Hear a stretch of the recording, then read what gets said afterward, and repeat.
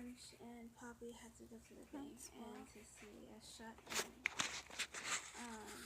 She gave me a $20 bill from the stash my mother left for me and said, "Walk all over downtown like it belongs to you. And I want you to spend every penny of that money in 3 different stores. Got it?" It made me feel sick to my stomach. But I said okay. The cafe was across the street from the courthouse, which had its own roof. And some people sat on the benches like under big trees and like trying to remember what else. Others hurried as if they had some important reason to go inside. Maybe to get somebody out of jail, or maybe only to get like new license plates. I like a drugstore. I like the drugstore around the corner from the courthouse because it has a bunch of art supplies and notebooks and lip gloss. That would mean crossing the street in full view of all those people parading right down the block. So like hold your head up. I stood on the sidewalk in the shade, like eyeing the bright sunshine across the street. Like picked up trucks pass by, like a young guy leaned out the passenger window, and one of them said like, "Hey mama," like I blushed and marched like a nutcracker, all stiff and sober, down the street in one direction. I didn't know where I was going, but like off the street, out of sight at least until I could get my courage up again. So then I heard Aunt Poppy's voice in my head, like, "Walk all over downtown like it belongs to you." So I straightened up and tried to walk naturally as possible, like as a person could anyway, with that weight like right there in the middle of me.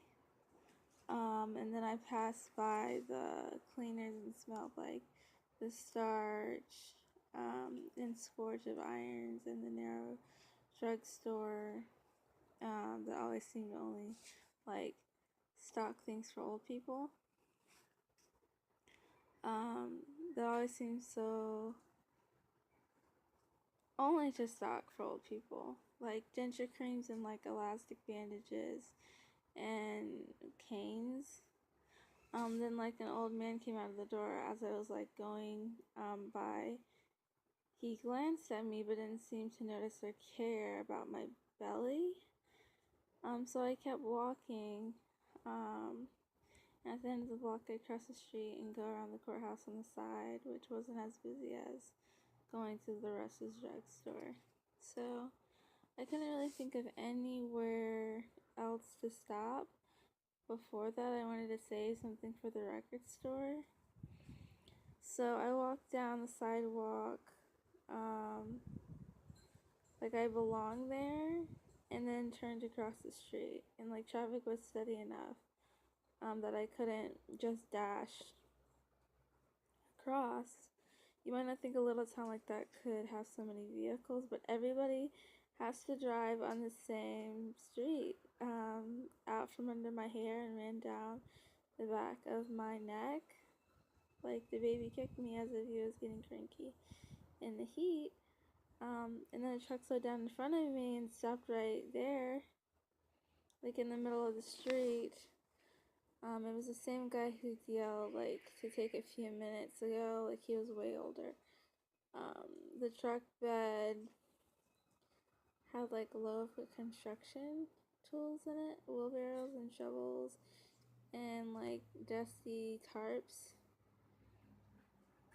And the guy looked as if he had been working hard, and he had light blue eyes and long hair. And I took one step back, like, "What's your name, honey?" And then I shook my head, checked to my left as if he was getting across the street, like, "What's your name, honey? What's your name?"